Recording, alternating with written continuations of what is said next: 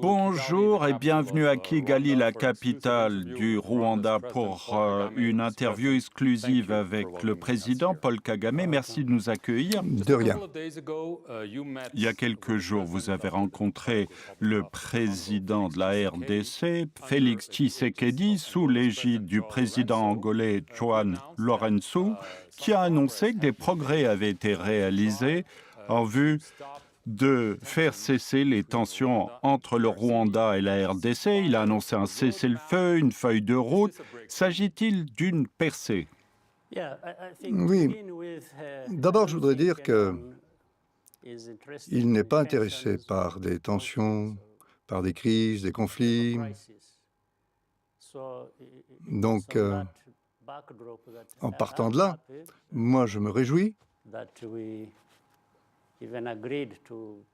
qu'on soit tombé d'accord pour se voir en Angola, sous les auspices du président Lourenço de l'Angola. Et on a eu de bonnes discussions. Les deux côtés, d'après ce que j'ai pu voir, cherchaient à progresser. Oui, parce qu'il y a eu un certain nombre de réunions sous différents formats. Chaque fois, on parle beaucoup, mais les actes ne suivent pas. Pensez-vous que cette fois-ci, ça sera différent? Je l'espère. C'est ce que je pense, c'est ce que je veux. Je voudrais que ça se produise. Parler, c'est déjà bien. C'est bien, c'est pas suffisant, mais il faut partir de là.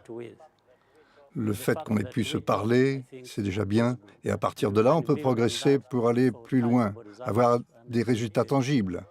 Cet épisode en Angola, c'était une étape dans la bonne direction, je crois. Le problème, c'est que lorsque vous parlez de résultats concrets, depuis cette réunion, il y a quelques jours, les combats ont repris dans l'est de la RDC entre le groupe de rebelles M23, le gouvernement de la RDC, qui accuse déjà le M23 et le Rwanda de ne pas avoir respecté leurs promesses. Je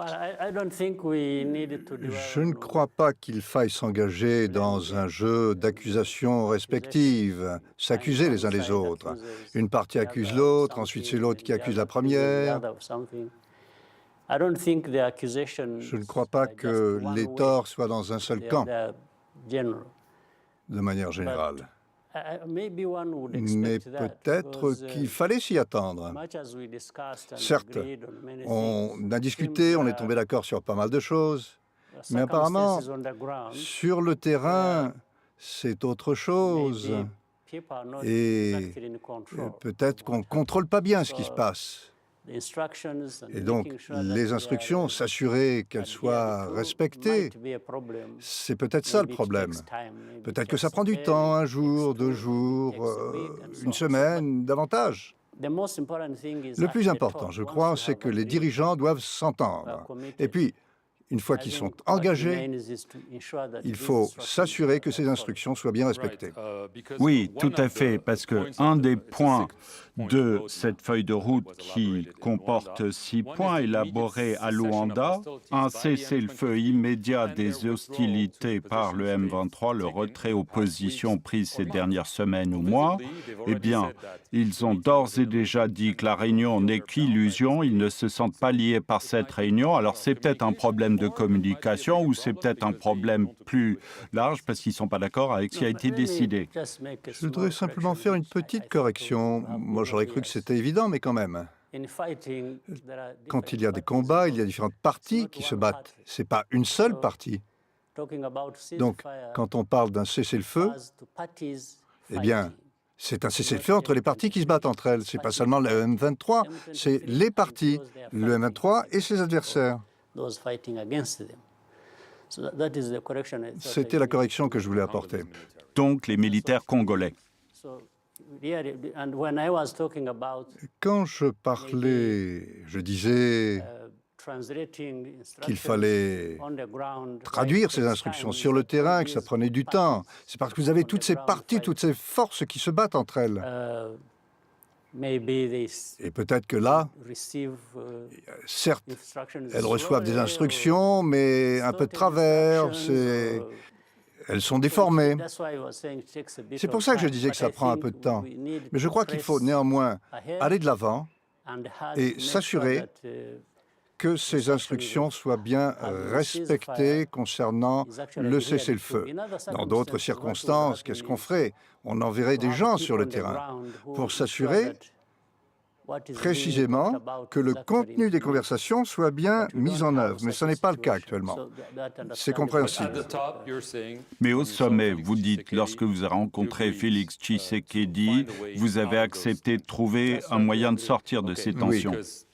Très bien, parce que dans le Financial Times, on lui a posé la question à propos d'une guerre éventuelle entre la RDC et le Rwanda. Il a dit qu'on ne peut pas l'exclure si les actions provocatrices du Rwanda se poursuivent. C'est donc clairement une menace à peine voilée. Je n'aime pas beaucoup parler de manière aussi désinvolte de la guerre. Il vous l'a dit lorsque vous l'avez vu à Luanda. Non. Non, mais il l'a peut-être répété. Mais je l'ai lu dans le Financial Times. Tout ce que je dis, c'est que moi, je n'aime pas parler de manière aussi facile et désinvolte de la guerre.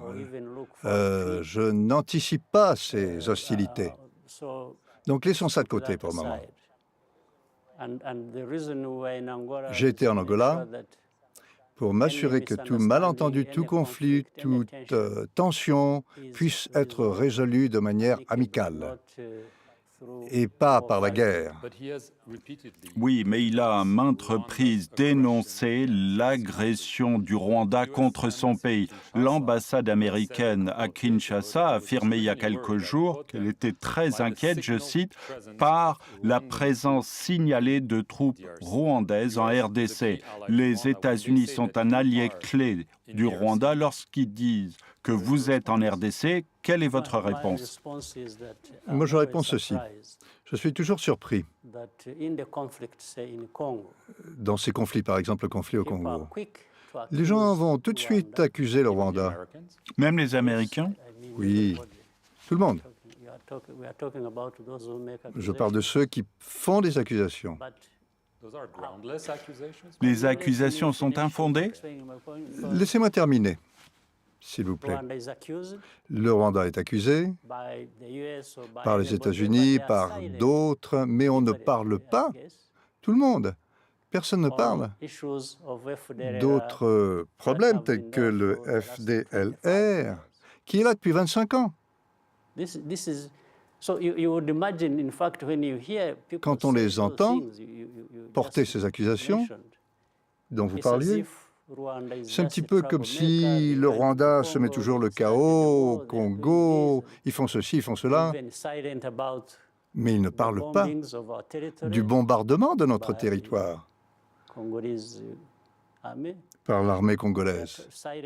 Ils ne parlent pas des incursions en novembre 2019 par le FDLR, qui a envahi une partie de notre pays et a semé le chaos. Si on parle de provocation,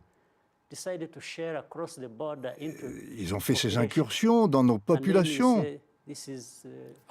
Et ça, j'entends bien ce que vous dites. Vous le comprenez vraiment? Eh bien, si vous le comprenez, dans ce cas-là, il faudrait... Non, mais ça ne répond pas à la question. Y a-t-il des troupes rwandaises en RDC? Il y a peut-être d'autres questions, on va y venir. C'est un des points de la feuille de route. Niez-vous qu'il y ait des soldats rwandais sur le sol de la RDC, comme l'affirment les Américains? Eh bien, moi, je vous dirais ceci. Quand il y a tellement de partis qui composent, qui participent à ce problème et qu'on insiste pour ne parler que de l'un d'entre eux, c'est vous qui avez le problème, plutôt que celui que vous accusez. Et ça répond à votre question. Vous évoquez le FDLR. Vous en parlez depuis de nombreuses années. Alors, un des points de cette feuille de route qui comporte 6 points, c'est de vaincre le FDLR et les groupes dissidents. Alors, bien entendu, compte tenu du fait que ça dure, vous le dénoncez depuis des années, pensez-vous que sur ce point-là, il y a de réels progrès ou de simples paroles en l'air? Moi, j'attends du progrès. C'est ça le principal. Mais il y a aussi une autre question dont on a déjà parlé, je crois. J'en ai parlé. Nous en avons parlé. Depuis tant d'années. Mais pourquoi est-ce que les gens ne nous écoutent pas? À chaque fois, c'est un autre problème et pas celui-là. Alors, est-ce que les partis ont décidé que ce problème devrait rester figé ad vitam aeternam et s'attendre à ce qu'il n'y ait pas de conséquences de l'action de ce FDLR qui effectue des incursions au Rwanda? Est-ce que vraiment c'est ce qu'ils pensent sérieusement? Qu'en est-il des affirmations répétées par les autorités congolaises selon lesquelles le Rwanda soutient le M23? Elles disent, Félix Tshisekedi indique dans le même entretien que si le Rwanda ne l'avoue pas, il y a des intentions cachées. C'est une longue histoire. Tout d'abord, le M23, ce n'est pas le problème du Rwanda. Ce ne sont pas les Rwandais. Nous n'avons pas besoin d'eux pour quoi que ce soit. Deuxièmement, l'histoire du M23 est bien connue. On en a parlé avec le président Tshisekedi, avec le gouvernement notamment. Et ce ne sont pas des gens qui sont venus du Rwanda. Alors, pourquoi est-ce qu'on va mélanger ce problème du M23 avec le problème du Rwanda? J'en sais rien. Parce que eux affirment que vous les soutenez financièrement, militairement, qu'ils ont des armes bien plus puissantes. Même l'ONU le dit. C'est ce qu'ils disent, c'est ce qu'ils disent. S'agit-il de mensonges? Vous le niez catégoriquement? Je ne voudrais pas qu'on s'apesantisse trop là-dessus parce qu'on n'a pas tellement de temps. C'est un problème complexe, je vous en ai parlé, je vous ai dit, il y a beaucoup de partis qui participent. Et puis en prendre une seule de ces partis et dire que c'est le Rwanda qui est en tort et dire c'est au cœur du problème. Et les autres problèmes, le FDLR, comment protéger notre territoire des incursions du FDLR qui travaillent avec le gouvernement du Congo, la MONUSCO qui soutient le FDLR, en sachant très bien qu'ils travaillent avec les autres. Pourquoi est-ce qu'on ne parle pas de ça? Moi, je vous pose des questions, des accusations qui vous ont été adressées au Rwanda. Mais ce n'est pas que de ça qu'il s'agit. On continue de parler du Rwanda. Mais ce n'est pas seulement ça. En 2013, si je me souviens bien, vous avez reçu un appel à l'époque du président Obama à propos de cette question. Avez-vous reçu des appels du président Biden, du secrétaire d'État Blinken pour calmer la situation ces derniers jours? De préférence pas, parce que ça ne mènerait à rien. Qu'ils appellent ce qu'ils veulent, qu'ils m'appellent moi, et peut-être que quelqu'un leur donnera la réponse qu'ils recherchent.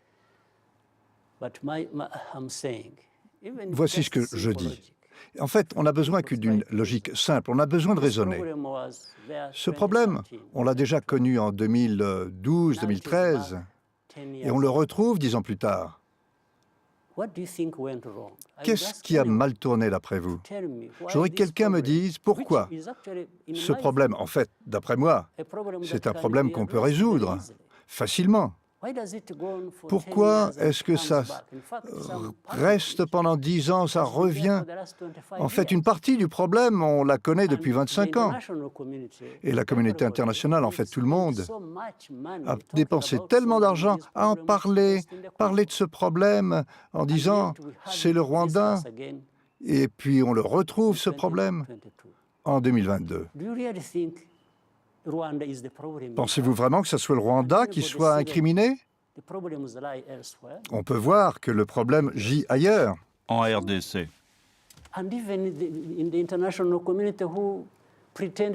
Et même la communauté internationale prétend essayer de résoudre ce problème, mais en fait, ça ne sert à rien. Toute dernière question, vous avez été élu en 2000, donc 22 ans au pouvoir. La prochaine élection est prévue en 2024. Vous n'avez pas encore dit si vous serez candidat. Allez-vous y songer? Je suis prêt à me porter candidat pendant 20 ans encore. Il s'agit d'élections. C'est de ces contradictions, de cette hypocrisie que je voulais parler. Il pourrait y avoir une limite sur les mandats, par exemple. Mais il s'agit pour les gens de choisir. Tout à fait, lorsqu'elles sont libres et équitables. Et c'est de ça qu'il s'agit dans toutes les critiques que vous avez évoquées. Personne n'a jamais dit que les élections n'étaient pas libres et équitables. Vous en avez entendu parler ailleurs et les gens n'en parlent pas. Même chez des gens qui se plaignent de nous. Actuellement, il y a ce genre de sale affaire qui se produit dans les pays développés au cours d'élections. Il n'y a pas si longtemps, il y avait une affaire dans une grande démocratie. Aux États-Unis, oui. Écoutez, je crois que les gens doivent décider pour eux-mêmes ce qu'ils veulent faire. Vous voyez, vous avez vos propres problèmes que les gens pourraient mettre en cause, et puis ensuite, vous voulez me dicter ma conduite. Mais les élections, ce sont les gens qui choisissent. Paul Kagame, je vous remercie beaucoup de nous avoir accueillis ici à la présidence du Rwanda, la capitale Kigali. Merci d'avoir suivi cet entretien exclusif sur France 24.